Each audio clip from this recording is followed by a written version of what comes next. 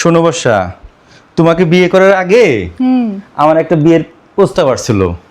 বিশ্বাস করবে নাকি জানি না, অনেক বড় লোক ঘরের মেয়া, বুঝছো? তাদের কোনো অভাব নাই, ঢাকা শহরে 4-5টা বাড়ি।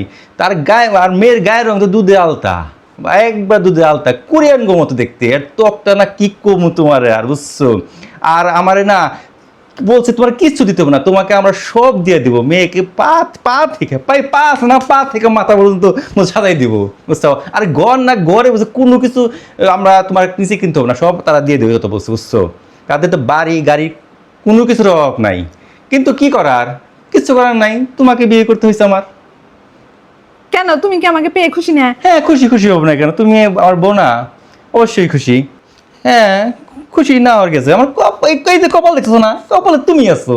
তুমি ছাড়া আর কে আছে? তুমি আছো দেখে তো আমার তোমাকে বিয়ে করতে হয়েছে। এত কিছু ছেড়ে দিছি, কোটি কোটি টাকা ছেড়ে দিছি, স্বর্ণ অলংকার কি বলো, আর বাড়ি গাড়ি সব ছেড়ে দিছি। শোনো, ওইরকম বিয়ে সবারই আসে, আমারও আসছিল। এই বড় লোকের বড় লোক তারা আবার যৌতুকের আশা করে নাই, তারা বলছিল আমরা শুধু মাইয়ারে চাই। একবারে 100 ভরি গয়না দিতে চাইছে আমার, 100 ভরি গয়না। তাহলে ওখানে করতে বিয়ে, আমার করতে আইসো কেন? ওখানে বিয়ে করতা। আমার গরিব পছন্দ, আমার ছোটকাল থেকে গরিব প্রতি খুব মায়া।